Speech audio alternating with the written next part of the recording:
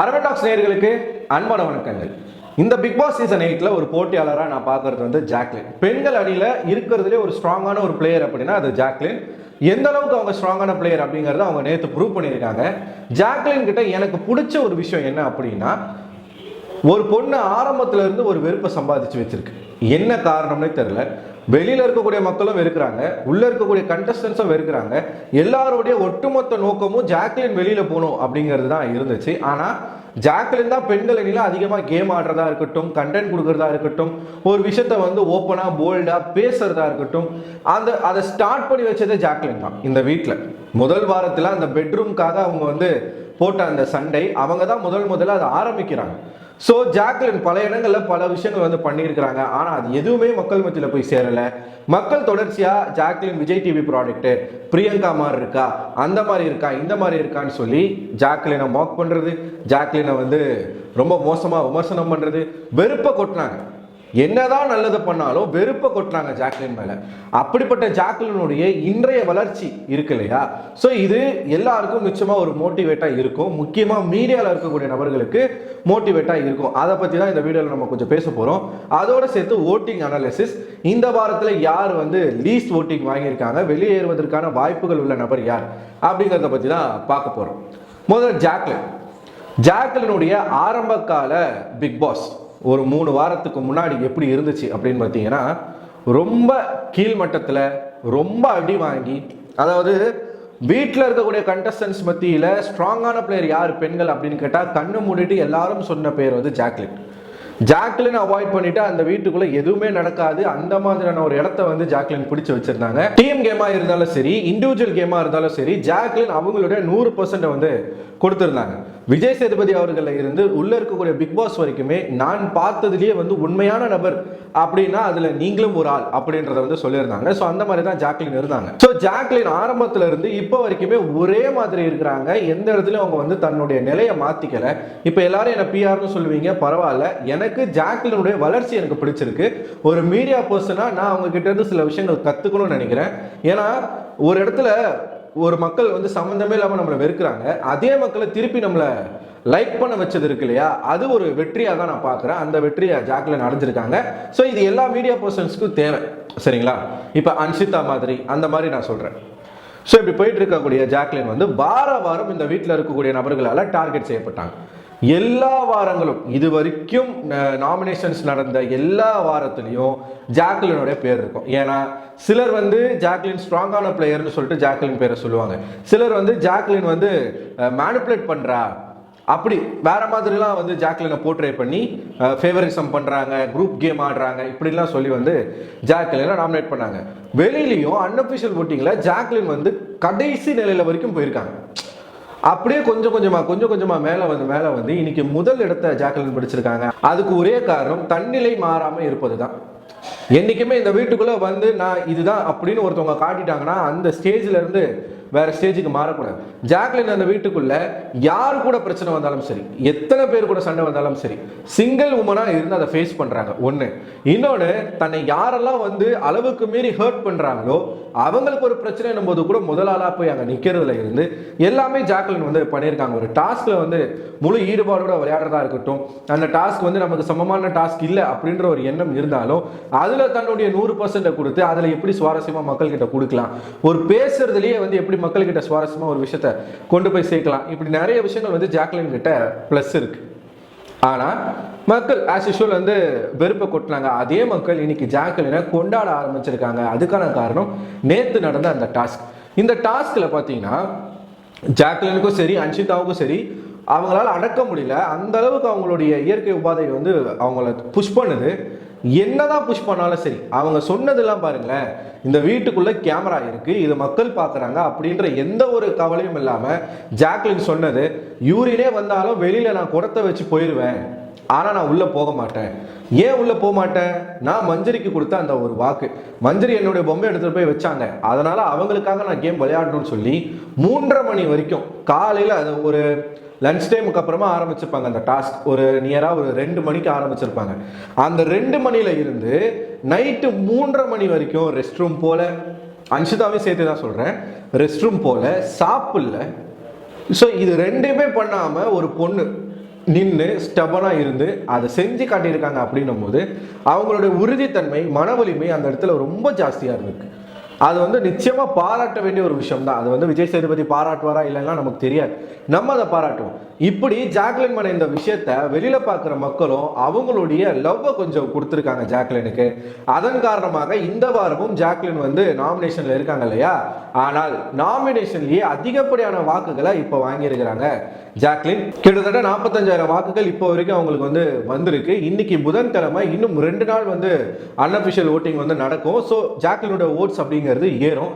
இதில் எங்கே அவங்களுடைய ஒரு அச்சீவ்மெண்ட்டை நான் பார்க்குறேன் அப்படின்னா, விஜய் விஷால் நாமினேஷன்ல இருக்காரு. விஜய் விஷால் நாமினேஷன்ல இருந்தார் அப்படின்னா அவர் தான் முத்துக்குமரனுக்கு அப்புறமா அதிகப்படியான வாக்குகளை வாங்குவார்.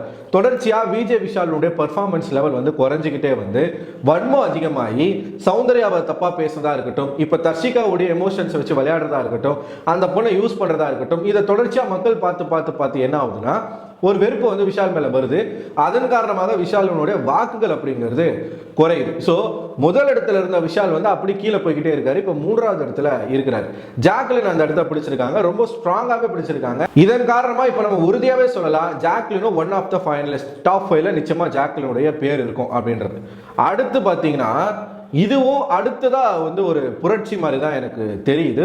ஒரு நைட்ல வந்து ஒரு டைலாக்லாம் சொல்லுவாங்க பாருங்க, ஓவர் நைட்ல ஒபாமா ஆயிட்டான்டான்ற மாதிரி. ஒரு நைட்ல எப்படி ராணவ் வந்து எப்படி ஒரு ஹைப்பை பிடிச்சாரோ அதே மாதிரியான ஒரு ஹைப்பை ஹன்ஷிதா வந்து பிடிச்சிருக்கிறாங்க. ஹன்ஷிதாவை பொறுத்த வரைக்கும் அவங்கள பற்றி சொல்லணும்னா, வெளியில் ஒரு இல்லீகல் ரிலேஷன்ஷிப்பில் அவங்க மாட்டுறாங்க.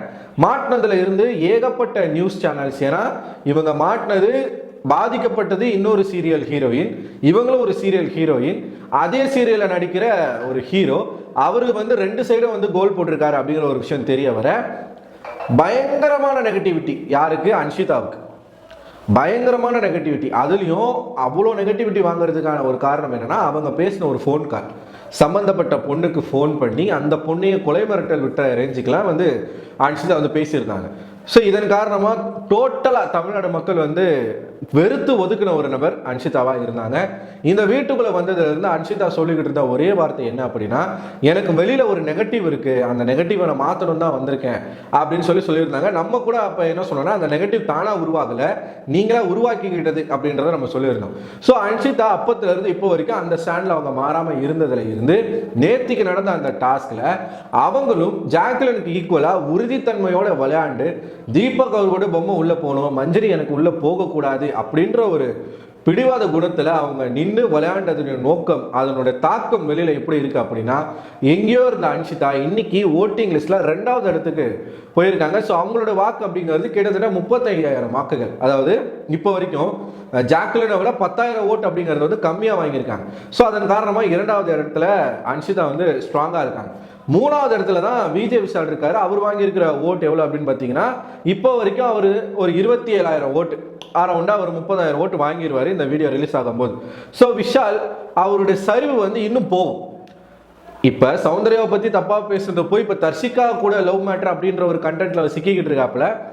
இன்னும் விஷாலுடைய அந்த மார்க்கெட் வந்து இறங்கும், மக்கள் மத்தியில் அந்த ஆதரவும் இறங்கும், போயிட்டே தான் இருப்பாங்க கீழே.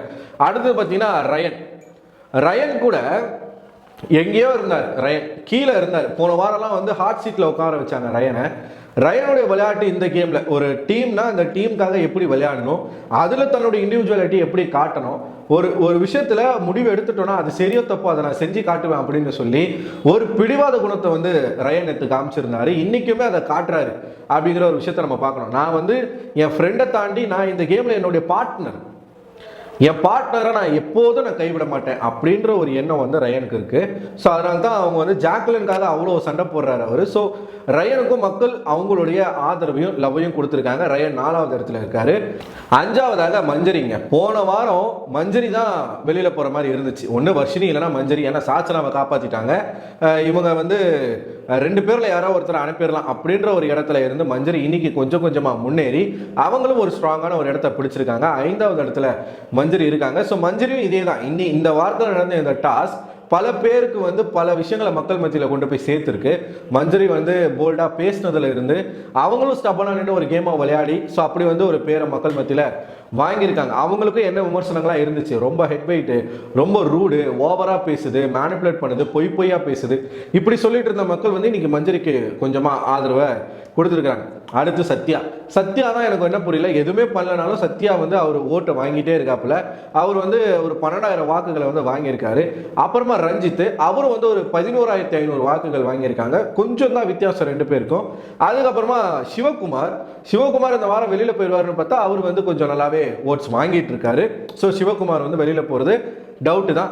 நெக்ஸ்ட் கடைசியில் வந்து யார் இருக்காங்கன்னா ஆனந்தி மேலே மக்களுக்கு எந்த விதமான அபிப்பிராயம் வரல. ஏன்னா ஆனந்தி எப்படிப்பட்ட ஒரு பர்சன்னா, என்கிட்ட உட்காந்து என் மூளையை கழுவாங்க, இன்னொருத்தங்கிட்ட உட்காந்து அவன் மூளையை கழுவாங்க, அவனையும் என்னையும் அடிச்சுக்க வச்சுக்கிட்டு அவங்க வந்து அதில் ஒரு ஸ்கோர் பண்ணுவாங்க, ரெண்டு பேரையும் உட்கார வச்சு அட்வைஸ் பண்ணுற மாதிரி. ஸோ இது வந்து இந்த வீட்டுக்குள்ளே ஒர்க் அவுட் ஆகாது. இறங்கி அவன் கேம் ஆடுறானோ அவனுக்கு தான் மக்களுடைய ஆதரவு அப்படிங்கிறது இருக்கும். ஸோ ஆனந்திக்கு மக்கள் ஆதரிக்கல. கடைசியாக சாச்சனா வந்து மேலே இருந்தாங்க நேற்று வரைக்கும் ஆனந்திக்கு மேலே. இன்னைக்கு சாச்சனா வந்து கீழே வந்து கடைசி இடத்துல இருக்கிறாங்க. இந்த புண்ணாக்கு வந்து நான் டாப் 5ல இருக்கேன், மக்கள் எனக்கு ஓட் பண்ணுறாங்கன்னு சொல்லிட்டு வர பேசி ஒரு சீன் போட்டுட்டு இருந்துச்சு முத்துக்குமரன் கிட்ட. ஆக்சுவல் நிலவரம் என்னன்னு அந்த பொண்ணுக்கு தெரியல. ஏன்னா விஜய் சேதுபதி வந்து அந்த மாதிரி சேவ் பண்ணல இல்லையா, அதனால புரியல. ஸோ சாச்சனாவுக்கு தான் ரொம்ப லீஸ்டான ஓட்டிங் அப்படிங்கிறது வந்திருக்கு.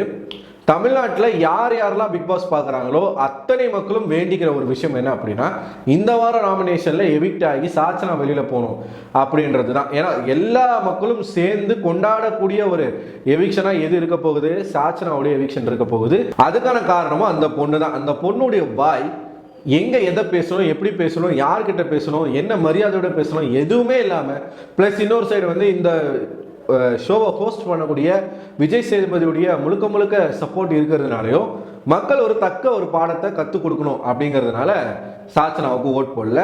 ஸோ இதுதான் அஃபிஷியலாக ரிஃப்ளெக்ட் ஆகும் அப்படின்னு நம்ம பார்த்தோம்னா இந்த வாரம் வெளியேற போகிறது சாச்சனா அப்படிங்கிற ஒரு விஷயம் நமக்கு தெரிய வருது. ஸோ அது நடக்குமா நடக்காதான்றது தெரியல. நடந்தால் நல்லா இருக்கும், அவ்வளோதான். அதை மட்டும் நம்ம வேண்டிக்கலாம்.